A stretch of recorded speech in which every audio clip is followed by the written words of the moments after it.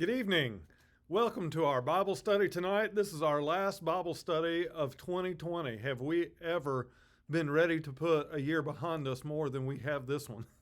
And it is really interesting that the person that we're going to study tonight is the person of Amos in the Old Testament, which is really one of my very favorite people. It's a fascinating story. Some of you may know some of the verses from that book in the Bible.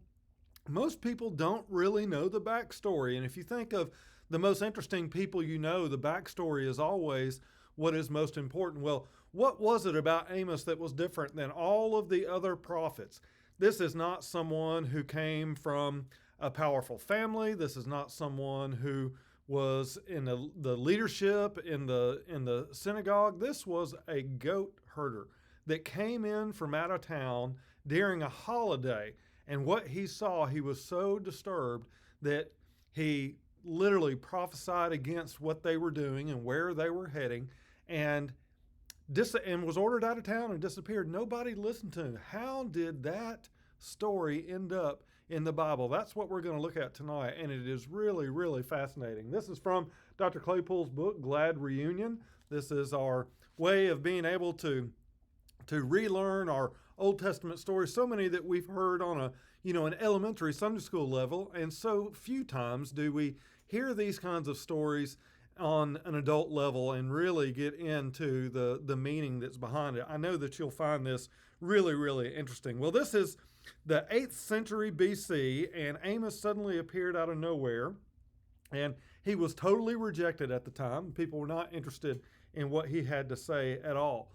25 years later, the northern kingdom of Israel was overrun by the Assyrians, and they were just devastated to find themselves in exile because they had believed that they were unstoppable. He says, how could such a thing happen to them? What about the promises of Yahweh that were supposed to make them unshakable? In the confusion, someone remembered the words of the herdsman from Tekoa, that was Amos.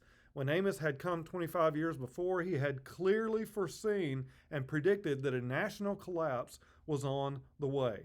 He was telling people things they didn't want to hear. It was unpleasant truth to them. At the time he said them, they appeared to accomplish nothing.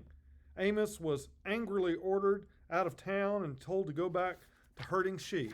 But years later, everything that he had to say ended up becoming true.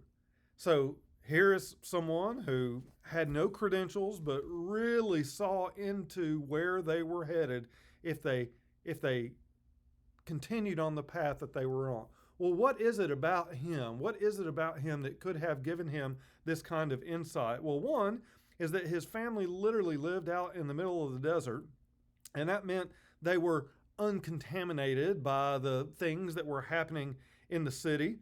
They were not, exposed to these pagan religions and all of those kinds of things. And also, he makes the most interesting point. Since there was really so little to see in that sparse region where he had come from, a shepherd learned to make note of every movement, every sound, and to ponder what it meant. This is an acute power of perception, and it's one of Amos's most notable qualities. Isn't that interesting? And what he did, what he saw, what was it when he came to town? What did he see that disturbed him so badly? And it is what he describes as rampant inhumanity, human beings treating other human beings like they were dogs. He says the root of the problem was the incredible gap between the rich and the poor. He says instead of the growing wealth being used to enrich the quality of life of the society as a whole, it was diverted into useless and extravagant luxuries for the rich, who became obsessed with finding more and more elaborate and bizarre ways of amusing themselves. He said that the people he saw drinking wine weren't even drinking it out of glasses. They were drinking it out of buckets. He said the wealthy women had grown so fat with their indulgence that they reminded him of the cows of Bashan. All of this was taking place while the majority of the people were being exploited and neglected and literally even bought and sold, he says, like a pair of sandals. Think about that. This is a race of slaves who had evolved into finally enslaving each other. Can you imagine? He says, where was the sense of togetherness that had once made them a single family under God? He goes into the marketplace. He says every one of the scales was dishonest. He said it was impossible for a poor man to get a fair day in court because all of the judges could be bought. So when did this happen? Well, it happened during it was a celebration time, almost like our 4th of July.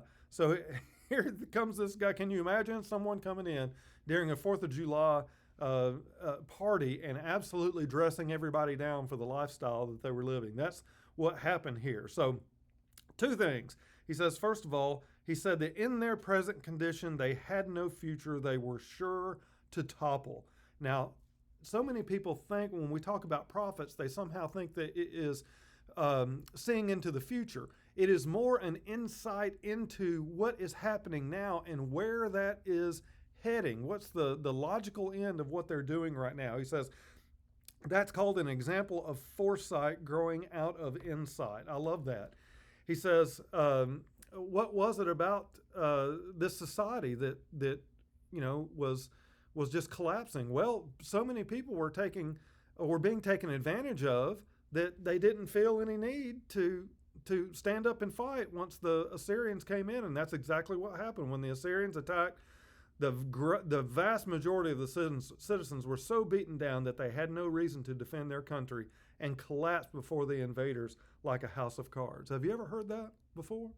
I mean, so much insight here. He says this is precisely the kind of thing that Amos saw occurring in Israel, which is why he said, "You have no future." The other thing that he said to them, he said the reason they had no future is he told them they had forgotten their past. They had forgotten where they came from. What is our reaction to people when they honestly, maybe if they make it or something, and they have no connection to their past, literally forgot where they came from? That is never a good thing.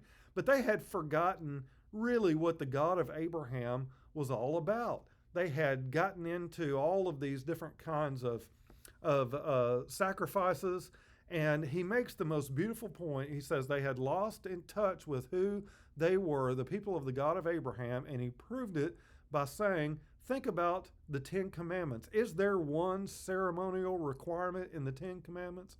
No. Every single one of the 10 Commandments is relational in nature. It has to do with how human beings live and how they can be made more full and whole. He says the covenant at Sinai was really a blueprint for genuine human fulfillment. And instead, what Amos saw was the Israelite people literally beating each other down. He said the old vision of God for humankind had been completely lost. He reminds us that Jesus told us how we can kill 2 birds with one stone in a religious sense when we feed the hungry, clothe the naked, give drink to the thirsty. When we do any of these for the least of our people, the least of those among us, we do it also for God. They had lost their way, and they were being reminded of it now. And he ends by saying, I wonder what the sharp-eyed herdsman would say about our country if he visited it today. And I wonder, would we be any more willing to hear him than the people of his day? One of the saddest things that I see right now is so many people buying into these conspiracy theories. Where does that end? Where does that kind of thing end? And what do they think they have to gain by perpetuating all of this nonsense? Instead, we as Christians are called to love each other and to build each other up and to make the world a better place for everybody. I want you to think about this. Every time you hear our culture teach a lesson of what success is, about carving out a better place for yourself in the world, that is not what Christ teaches us. Christ teaches us that we're to live in such a way that we leave this place better than we found it, and we try our best with what God has given us to make the world a better place for everybody. I so hope this message finds you well. I look forward with you of putting 2020 behind us, and I so look forward to our coming new year together. Go in peace.